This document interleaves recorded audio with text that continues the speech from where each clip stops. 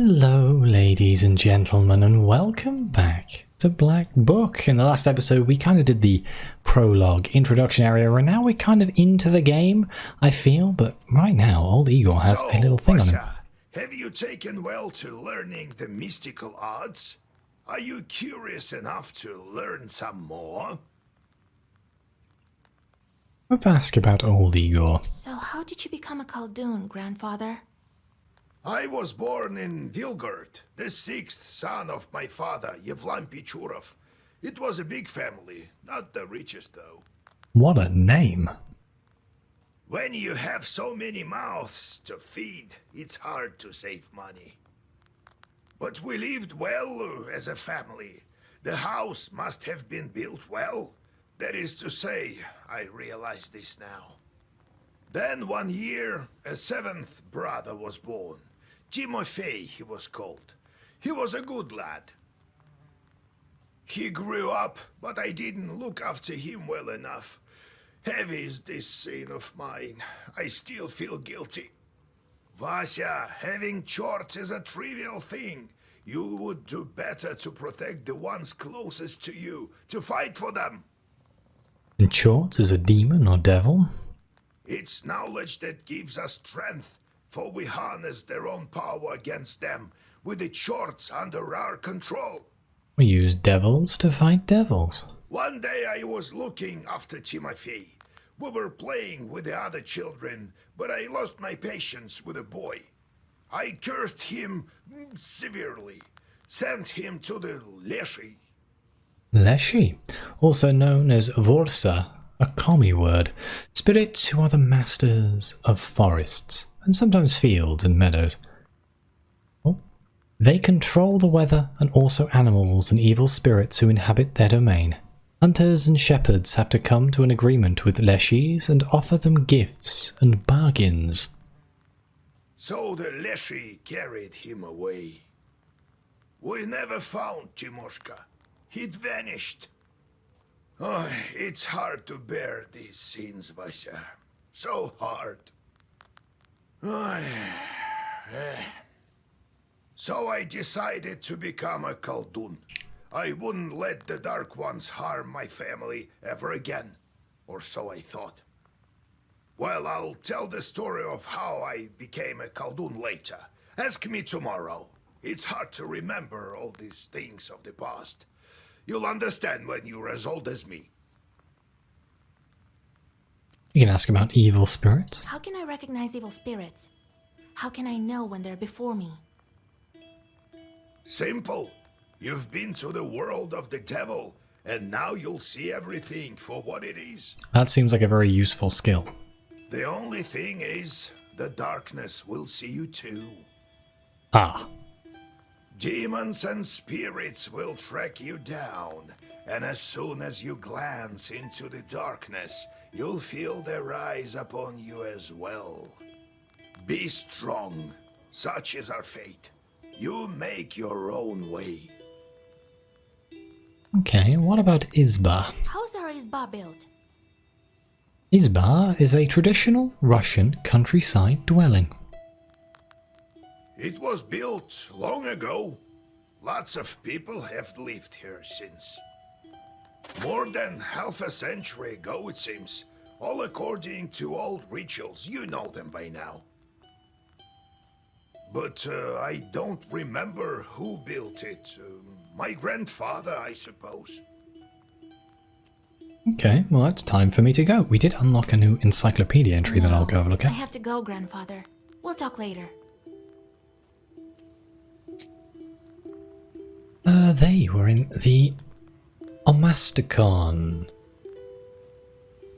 The Izba is a traditional Russian countryside dwelling. They are commonly found in forests, forest steppes, and on the banks of rivers. Usually, Izbas are built from conifers. On forest steppes, Izbas are sometimes built from birches, even though this type of tree is rarely used in construction. The interior of an Izba is laid out according to tradition. Coins and other offerings to the guardian spirit of the house are placed on a shelf in the red corner. By tradition, the hearth was always placed diagonally to the red corner. Interesting. I wonder what the reason is for that. But let's start this off strong. Let's see the visitors. The peasants seek your advice and your help. You cannot continue onward until you hear them out. Oh, God bless Yegor Yevlampovich, Vasilisa Fyodorovna. Oh my, these names. God bless. I come bearing gifts. Some flour for your household. Please, hear me out. We gained 5 coins. I won't waste your time. I'll tell you straight away. Something terrible is happening at the mill. We were working in the night when suddenly we heard some strange sounds. Then a shadow began to darken in one of the corners. Such a deep blackness. We ran for our lives. You are known for your knowledge in these matters. What should I do now? During the night shift at the windmill, he heard some strange sounds and saw some strange shifting shadows. What could be behind such emanations? Peasants, spirits, and fiends will all seek your advice and help in affairs of witchery. After all, you are a knower. If you answer a knowledgeability question correctly, you'll receive an experience reward. Sometimes your answers will influence in-game events. To recognize the correct answer, you will have to carefully study your surroundings and the Onasticon, which you can open at any moment from your menu. You can also receive a hint by pressing your knowledge button. However, you will only get half of the experience. Now, I vaguely remember reading something about a mill spirit. Was this in this game, or was it some random thing that I was reading online? Let's find out. It has been a week. Let's look at the... Let's look in the book. I vaguely... Yes, the mill that stood still, and they said to... They stopped the mill, right? And the way that they got around it was by spreading tobacco around it. I am going to say demon, not bandit. Because the sheer fact that we have the mill that stood still. Admittedly, he hasn't said his mill has stopped working. He has said there was something in the mill. But I am definitely going to say demons. Why do you work at night? We gained 50, it looks like teeth, but experience. Demons are at work.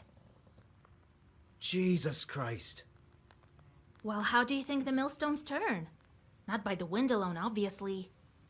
It's forbidden to work a windmill after nightfall. Welp. But what do we do now? I did everything right when I built it. Please, help me. I have this old item that you might find useful. You'd better cough it up if we help you. Bloody hell. Give us the money. All right, Vasya. Look into what's going on with that place.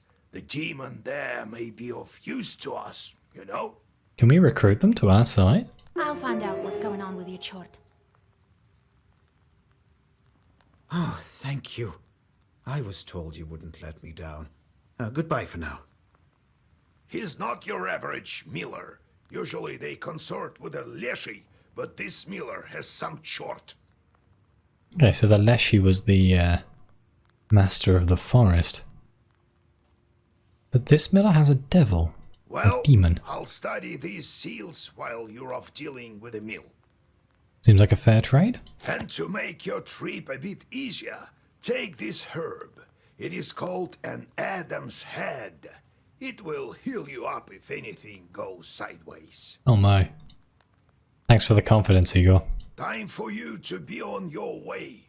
Evil spirits won't quell themselves. Well, you get all that? Wanna ask anything else? Let's ask about the windmill. Where do I find this windmill? Don't you remember the one to the north of Vilgord? Vilgort, a large village in the Cherden district, where you were born and raised by old Igor.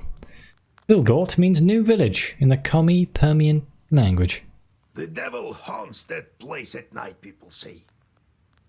Go there and be back home by sunrise. We have much to do. Can you tell me more about Adam's head? How do I use the herbs anyway? Well, it's quite simple. Use them in battle to close up your wounds. Oh my. That sounds so much more, like, in-depth. Alright, well, time to go. Got it, Grandfather. It's time to go. See you tomorrow. Ah, wait! One more thing. I've sent a chort to Kusheva village. Okay. He must have cursed someone. Go there and fix it. You'll earn some money in process. Wait, hang on. Hang on a minute.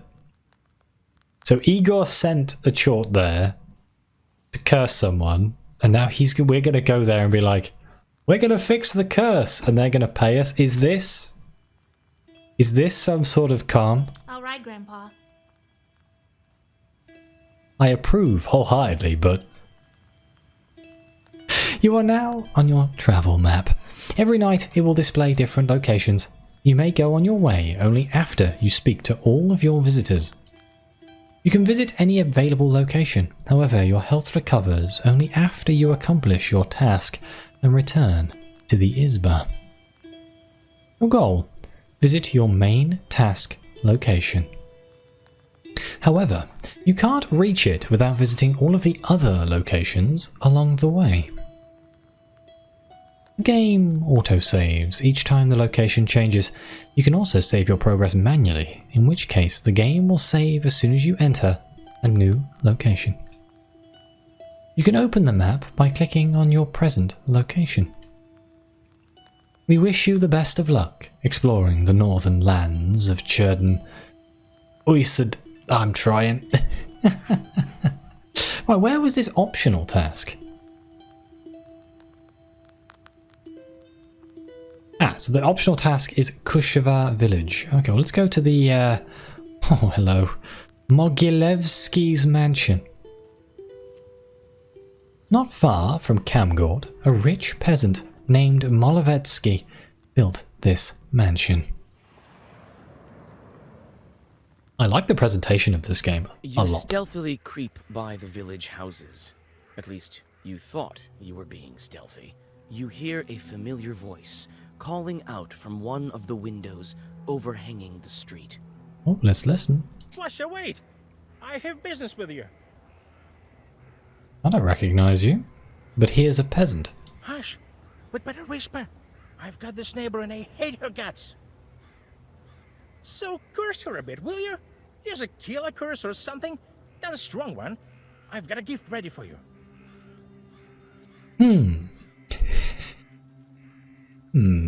What a moral dilemma. I mean, on one hand, this man is willing to pay me to curse somebody, but on the other hand, it's a bit of a dick move, isn't it? Let's be honest. You can't just go around cursing people. I feel like it would get out of control a little bit. I'm going to decline because I'm a nice person. I'm not that kind of witch. Just so you know, I don't just go firing off curses left and right. Probably missing one of the valuables or something now, but oh well. My moral compass is correctly oriented. Kushva village. A small village to the west of Kulva. I've been there a couple of times with old Igor while healing some cows. This is the place he sent a chort for a job. The sheer fact that our grandfather seems to be cursing people, though, makes me think that it is normal practice. Notice a noisy family gathering in front of one of the houses. It's unusual to see an entire family out on the street at this hour. Strange, muffled sounds are coming from inside their house. Falling cutlery, furniture moving around. I have a good feeling about this. Let's approach. Good evening to you, Vasilisa. God himself has sent you to us tonight. Everything has been turned upside down in our house. The enemy of man is haunting our house. The devil himself is here. Everyone is scared senseless. How did it manage to get in here? It's no simple matter for a chort to get inside a human dwelling. What did you do yesterday?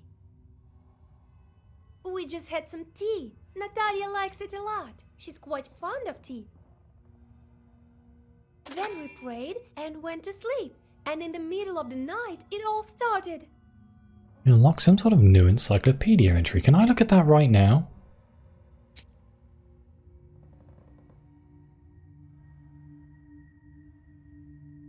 Ritual behavior. Ritual, or behavior reinforced by custom, is inseparable from mythology. It is often believed that specific events are a consequence of another. For instance, a peasant suffering misfortune after forgetting to cross himself is perceived as being punished for not observing a ritual. This has resulted in all sorts of popular beliefs. Dishes not locked away at night or crossed to become a refuge for evil spirits. A sick child or a changeling needs to be thrown across the threshold of a house inhabited by spirits who were lured there by the killing of a rooster during its construction. After some time, the underlying reason for a ritual becomes forgotten, leaving behind only the ritual itself. There are lots of those in many cultures around the world. Interesting. Why my items are just there's an exclamation mark up there and it's driving me mad, but there is no exclamation mark here. It's fine. Right, if I go back now? Yeah, cool. Tea time turned into a short invasion. I wonder why these demons appeared in the first place. Well, I'm guessing you forgot to cross your tableware, my dear. And did you make the sign of the cross over the samovar? That must be it. We didn't mark the samovar with a cross. You must do this. And please remember next time. Don't forget that. You're such a great knower, Vasya. Noah. Someone with a vast amount of knowledge, who might also be a koldun, or a witch. Please, won't you help us? Don't leave us this way. I will help you. Oh, very well. I will help you. It's no good sleeping on the street, is it? Thank you, Vasilisa. Have some milk for you, Johnny. Hey, 3 coins. You come inside the izba. Everything is in complete disarray. The Chorts have certainly had their way here. You make the sign of the cross and take a couple of careful steps deeper inside. So I can approach the samovar, or I can explore the izba. I'm going to explore. The demons have made a mess. They threw the dishes and cooking pots around, but luckily, the brass utensils seem to be intact. The most damaged part is the shrine in the corner.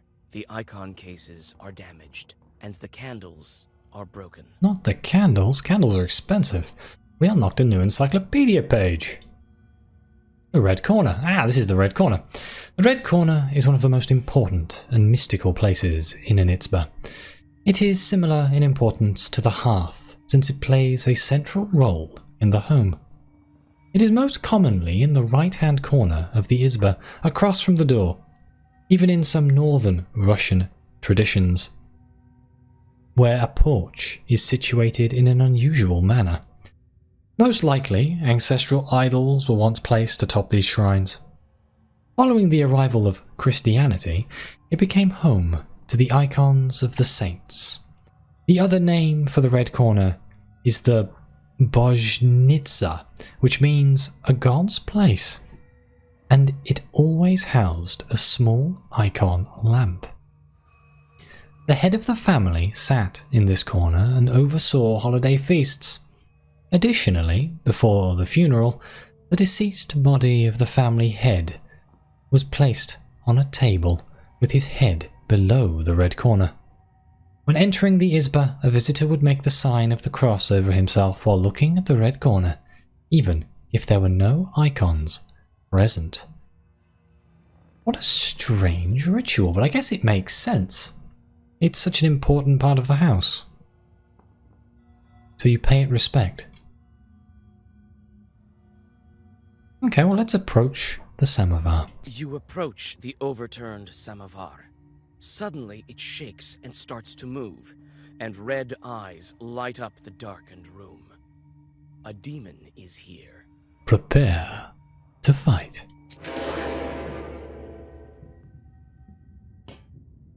Okay, so we have 2 demons by the looks of things, or Chorts, He's got 5 defense. He's going to hit me for 6. What have we got in my hand? So I can play 2 pages and 1 key.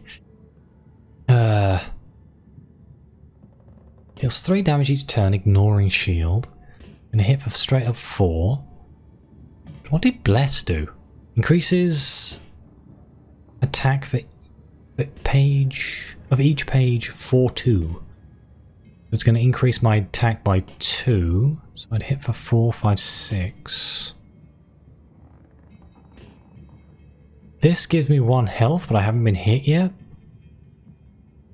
So if I go... Who do I want to get rid of? Big guy. Then I'll go...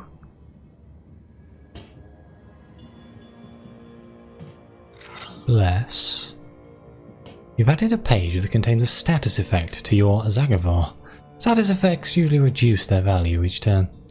Carefully choose the right moment and the right place in the Zagavar for pages with status effects. I'm going to have to learn this the hard way, I'm afraid. And I'm going to do Rabbar to protect myself, I guess, and then we'll get end turn, see what happens. Slap. Oh, the Bless. Ah. I had to cast the Bless and then do the attack. Okay. Oh, you can cast block on the other guy. Well, that's annoying. If I knew that, I would have attacked you. Ooh, hello. Let's go with 2 wastes. And a Rabbar.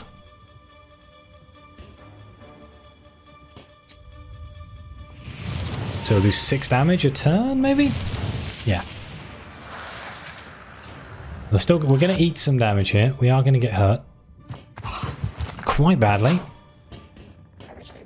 He's dead next turn. Yep, he's dead next turn. So now, let's... I could use this opportunity to try and heal. If I go... So that will now heal for 3? I don't really need to heal for 3. I could pull a page out and still hit for 4.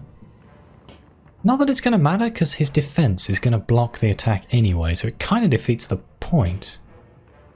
He's only going to hit me for 4. Let's see what happens. How much am I going to heal for? Yeah, 2. That's all I need to heal for. Yeah, so he blocks it, so it's kind of pointless. I put up a defense, and then I heal for 2. I love the effects on the cards. So we block the damage. He dies from the waste. So what do we have here? We have Ruda for 2 damage. A lot of basic cards here. He's going to hit me for 3. So if I throw up a Rabbar for a defense of 3, and then everything else, we just hit him for 8.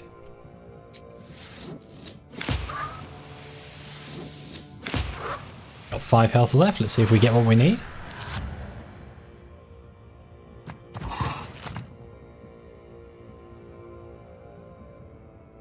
It's going to hit me for 3 again, but oh, it's waste. Okay, let's go waste. Make a block here, and then I don't really need to heal. Let's just do Huruda, I guess. So we'll smack him. Well, we'll do the waste. We'll block, and then we'll cast Huruda for 2 damage, and then he should be dead next turn? Yes, there it is. Okay, choose a new page. Any new pages are automatically added to the black book. Ooh, so once and forever. That gives us 2 defense and firm. This page remains active for 1 turn and affects other pages. Not sure what that means.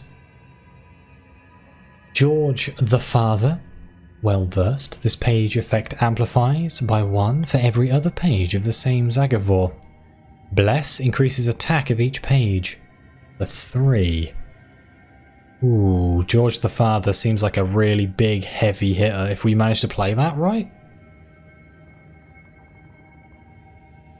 Would it though? Because if it stacks with other whites, most damage cards are black pages. So this is firm. Navarre. Page remains active for 1 turn and affects other pages. It amplifies for every other page of the same colour. I think I'm going to go with George the father. We got 5 rubles at 125 experience. The elders of the family bow to you and thank you for helping them. They also give thanks to God for bringing you here. The girl, Aksenia, assures you that from now on every jar in the house will be crossed.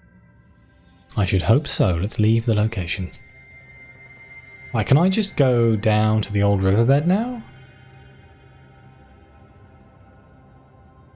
I can. Cool. So I can go to places that I haven't actually...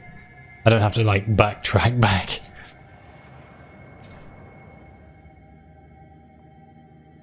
The silver glow of the moon catches glimpses of the foul water. The chilled northern night air is split by dull croaks coming from the swamp. Did we have anything about swamps? I don't think we did.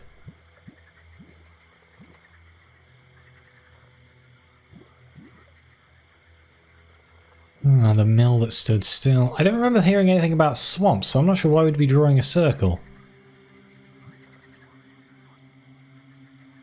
Walking through a swamp seems like a terrible idea. Let's draw a circle and see what that does. You quickly draw a circle on the soft swamp soil and light the candles. A moment passes, then another.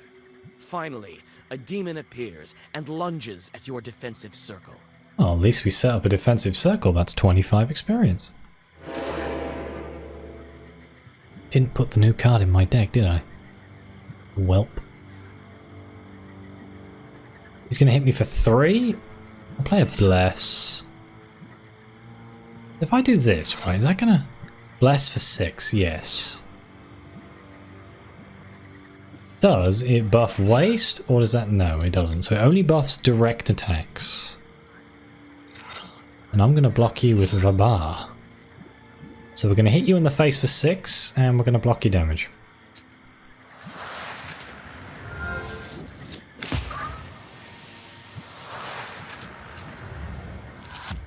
Not that I needed to block because I had 8. I keep forgetting I start combat with defense. Okay, 6. Hitting me for 6 is not that. That's quite scary actually. I think I'm going to prioritize not taking damage.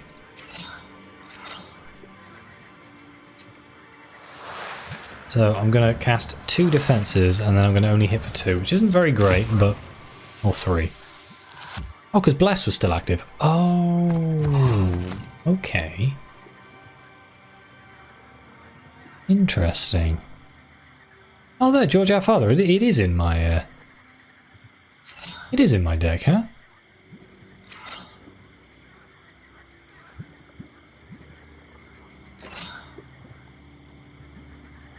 That's going to make me hit for 7. Heavens, oh my god, George our Father. If I have a lot of white keys, that works out really well. And the Bless lasts for 4 turns, was it? Okay, what do we got here? Choose a new page. We have Killer, well versed, 4. The page effect amplifies for 1 for every other page of the same colour, so if I had multiple black cards, I already have this apparently. Lock.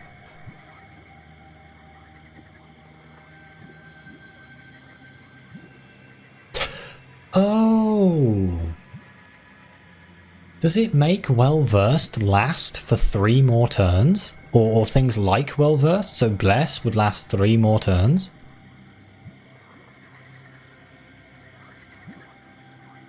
Is that what firm means? I think I'm going to take Lock. We'll experiment with that. We've got 3 rubles, 50 experience. Hey, I'm learning the card game as we go. Camgort's Woods. I don't know why I'd go to the woods, but I'm gonna go to the woods. Piney Woods to the north of Camgort Village. In the autumn, you can find mushrooms upon mushrooms here. This will probably be the last place we go in this episode, but let's have a look. Standing amidst the black wooden figures, you hear a rustle in the trees. You read the protective spells, but out comes a person, not a demon. An ancient woman dressed in old clothes. It would seem you have come across a beggar. Oh, greet the beggar. Oh, a witch, a witch. Now, are you calling me a witch, or are you saying there is a witch in the area? I can smell your kind from a mile away. Okay. Can you spare a few coins? I don't need much to get by. A person is only as good as they are charitable. I agree wholeheartedly with that statement. I will give you alms. Here you are. Don't forget me in your prayers. I think that last bit kind of undermines it, doesn't it, a little bit? It's like, here, take my money. Now make sure you pray for me. Thank you. I'll pray for your lost soul. Wait, lost soul? It's dangerous to go alone. Have I been tricked? Take this, a healing herb. Oh no, it's good. She's being nice. Oh, sweet. Oh, let's go to Bigici Forest. There's an old forest near Culver River. By Bigici Village. It has a master. Every forest does.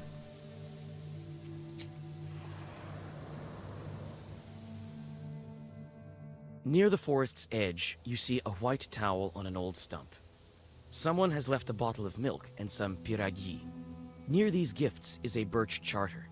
Peasants from Bigici village are asking the Leshi to take care of their cattle. Why would I steal the gifts or tamper with the charter? What kind of horrible person am I? No, we're gonna leave. You decide to leave the sacrifice to the Leshi untouched. This is Bigici's folk business, not yours. I'm definitely... Oh, I missed something out here. I am going to save here, because it says it saves when I go to new locations, right? I'm going to just quickly overwrite that. Into the game. And go here. This ravine is famous among Churden's herbalists. It's said you can find a lot of good herbs here. Only if you're an expert in this, of course. And I think on that, I'm going to end the episode here, and we'll pick up in this forest. While traveling through the woods, you stumble upon a snake's nest. Baby snakes are still inside their eggs. Fortunately, the mother snake does not seem to be around.